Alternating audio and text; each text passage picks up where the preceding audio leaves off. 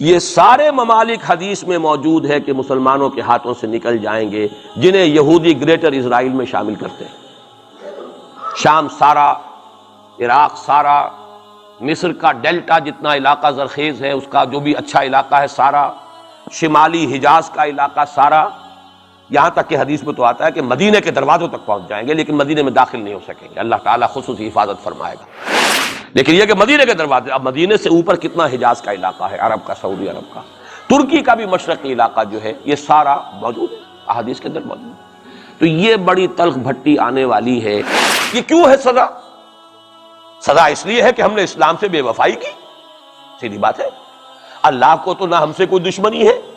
نہ ہمارے دشمنوں سے کوئی اس کی دوستی ہے، معاذ اللہ ثم معاذ اللہ، اس کی دوستی کہاں، کفار سے کہاں ہوگی؟ نبوکدنضر کے ہاتھوں بنی اسرائیل کو پٹوایا تھا اگر، تو کیا نبوکدنضر سے دوستی تھی اللہ کی؟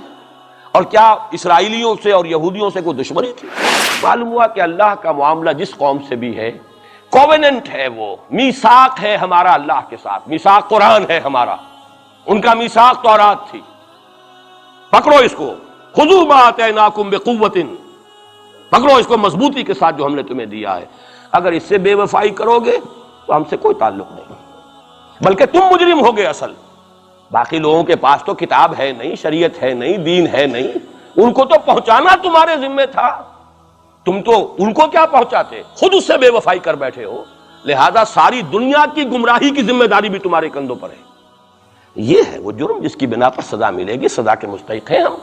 اور ہم میں سب سے بڑھ کر عرب ہیں جن کی مادری زبان عربی ہے، جن کو صرف نحو پڑھنے کی ضرورت نہیں قرآن سمجھنے کے لیے، وہ تو از دل خیزت بر دل ریزت، براہ راست کمیونیکیشن قرآن سے ہو رہی ہے، وہ بے وفائی کریں تو ظاہر بات ہے مہا مجرم وہ ہے۔ لیکن پھر غیر عرب مسلمانوں میں اس وقت روئے ارضی پر سب سے بڑی مجرم قوم 10 کروڑ مغربی پاکستانی، یہ میں ڈنکے کی چوٹ کہہ رہا ہوں اور بہت عرصے سے کہہ رہا ہوں، اس لیے کہ ہم وہ لوگ ہیں کہ جنہوں نے اسلام کے نام پر ملک بنایا۔ کوئی ملک دوسرا دنیا میں اس وقت اسلام کے نام پر نہیں بنا۔ ہم وہ لوگ ہیں پاکستان بنانے کے لیے لاکھوں جانیں مسلمانوں کی، کلمہ گوؤں کی گئیں اور ہزاروں عصمتیں لوٹیں، اور نہ معلوم کتنی مسلمان لڑکیاں اور عورتیں جو ہے رہ گئی پھر بھی ہمیشہ ہی سکھوں کے پاس، اور وہ آئی نہیں پاکستان اس اسلام کے نام پر۔ اور کیا کیا ہے ہم نے؟ 46 برس ہو گئے، اس کہاں اسلام ہوا؟ لہذا اس سے بڑی مجرم قوم عربوں کے بعد،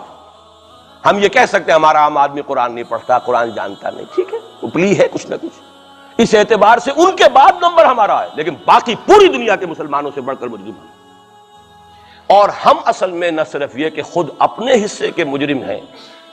بھارت کے مسلمانوں کا بھی سارا وبال ہماری گردن پر ہے۔ آج میں چاہتا ہوں کہ اس کو آپ اچھی طرح نوٹ کر لیں۔ بھارت کے مسلمانوں نے، جسے آپ فرض کفایہ کہتے ہیں، نماز جنازہ فرض کفایہ، چند لوگوں نے بھی کسی مسلمان کی نماز پڑھ لی تو سب کی طرف سے ادا ہوگی، کسی نے بھی نہیں پڑھی تو سب مجرم ہو جائیں گے، بستی کے سب لوگ مجرم ہوں گے۔ بھارت کے مسلمانوں نے فرض کفایہ ادا کیا جب پاکستان بنوا دیا آپ کو، اور اس کی قیمت آج بھی وہ دے رہے ہیں، کھلے نعرے لگ رہے ہیں، مسلمان کے 2 استھان، پاکستان یا قبرستان، تیسرا کوئی جگہ نہیں۔ ڈنکے کی چوٹ کہا بابری مسجد کے بعد ایل کے اڈوانی نے، ہم ساری مسجدیں گرا دیں گے ہندوستان کی، کوئی مسجد باقی نہیں چھوڑے۔ ڈنکے کی چوٹ، اعلانیہ، یہ سب کچھ ہو رہا، اور یہ نعرے تو نہ معلوم کب سے لگ رہے ہیں، اور نہ معلوم کب سے میں یہاں ان مسجدوں کے اندر بھی اور اپنی تقریروں میں وارن کرتا رہا ہوں کہ کیا وہاں ہو رہا، لیکن ہمارے تو کان پر جوں نہیں ریگتی، ہمارے تو وہی دھندے ہیں، وہی کاروبار ہے، اپنا بزنس ہے، اس کے سارے مسئلے ہیں، اس کی اپنی بلڈنگیں ہیں، اپنی موٹریں ہیں، اپنے ٹیلی ویژن ہیں، اپنے کئی کورسز کے ڈنرز ہیں۔ اللہ خیر صلی اللہ، ہمیں بحث کیا اسلام سے؟ تو بتائیے ہم سے بڑا مجرم کون ہوگا؟ آج جو کچھ ہندوستانی مسلمان پر بیت رہی ہے اس کا جرم ہمارے کندھے پر۔ یہ میں جذباتی انداز میں نہیں کہہ رہا، میں تو 2 اور 2 4 کی طرح ثابت کر سکتا ہوں۔ انہوں نے فرض کفایہ ادا کر دیا، اور اس وقت یاد کیجئے مولانا ابوالکلام آزاد، مولانا مدنی، جمعیت علماء ہند کے علماء اپنے تقدس اور اپنے تدین اور اپنے تقوی کے اعتبار سے انکویسچنیبل، کوئی شک و شبہ نہیں ہو سکتا ان کی نیت پر اور ان کے تقوی پر اور کردار پر،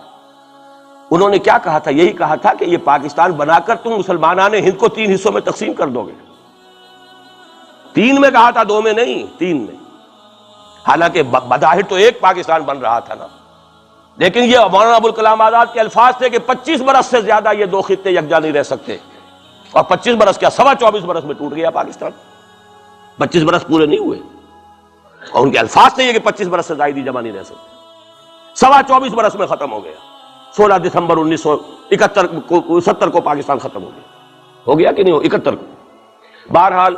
نوٹ کرنے کی بات ہے، ہم نے کیا کہا تھا، میں بھی مسلم لیگی تھا، میں نے بھی نعرے لگائے ہیں، چاہے غیر شعوری دور تھا، ہائی اسکول اسٹوڈنٹ تھا، پاکستان کا مطلب کیا، لا الہ الا اللہ، فلک شگاف نعرے لگائے ہیں، اور نوائے وقت کا پرچہ انتظار کرتے تھے اسٹیشن پر کھڑے ہو کر، حصار ریلوے اسٹیشن کے اوپر، کہ اب گاڑی آئی اور اب نوائے وقت لیا اور پھیل گئے پورے شہر میں اس کو پہنچانے کے لیے۔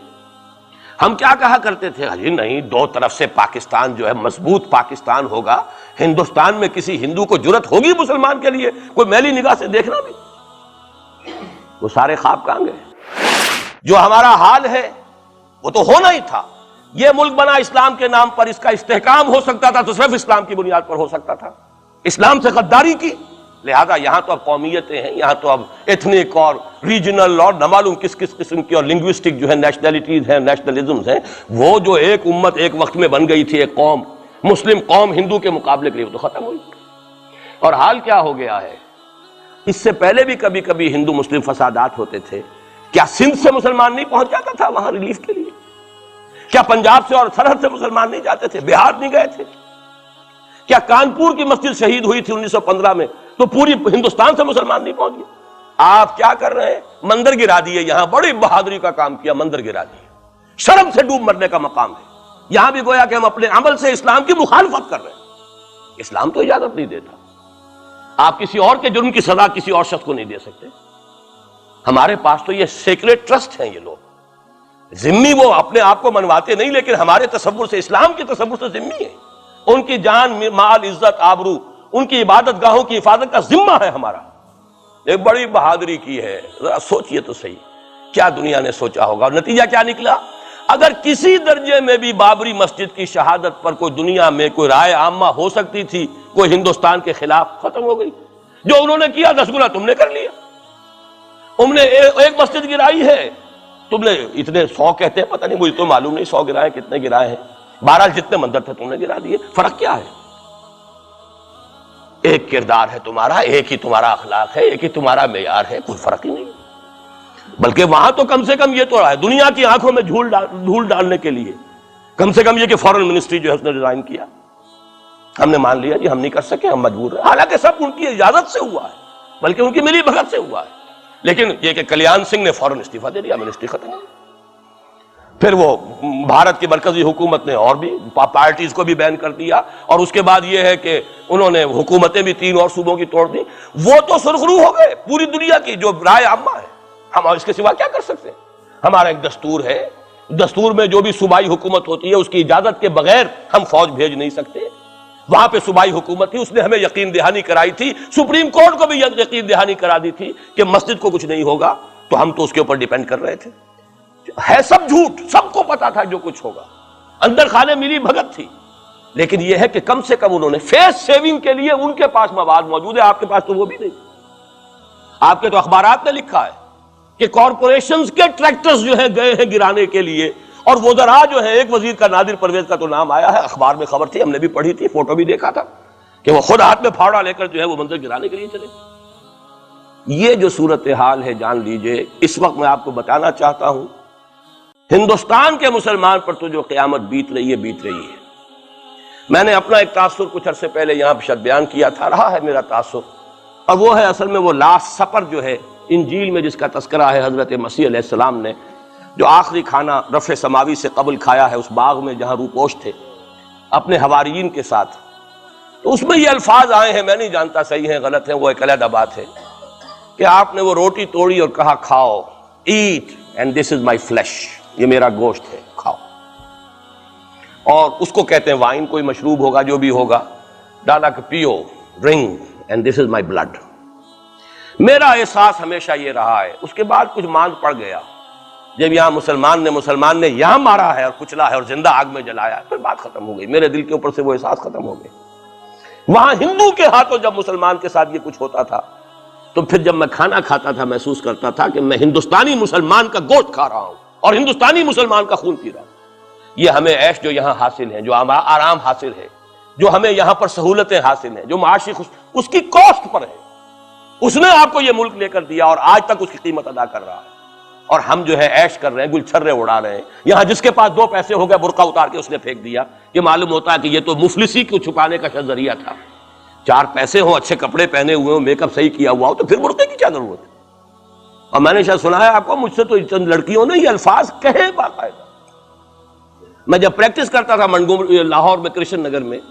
تو ایک گھرانے کی، اور مجھے معلوم ہوا کہ ان کے والد انتہائی نیک تہجد گزار. کئی لڑکیاں تھیں بہنیں، ایک ہی تقریباً عمر 200 سے 1.5 سال کی.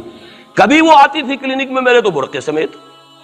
کبھی آ رہے ہیں تو بغیر برقعے کے. میں نے پوچھا یہ کیا تماشا ہے آپ لوگوں کا، کبھی بغیر برقعے کے کبھی برقعے سمیت. صاف جواب دیا. میں ان کے الفاظ کوٹ اینڈ کوٹ میں ان کے الفاظ کوٹ کر رہا ہوں. ڈاکٹر صاحب جب ہمیں کوئی میک اپ کرنے کا، کپڑے بدلنے کا موقع نہیں ملتا تو ہم برقع پہن لیتے ہیں، اور جب ہمیں موقع ملتا پھر ہم برقع کائے کو پہنتے. تو گویا کہ اس کو چھپانے کا ذریعہ برقع ہے کہ کپڑے میلے ہیں، میک اپ نہیں کیا تو لہذا برقع پہن لیا.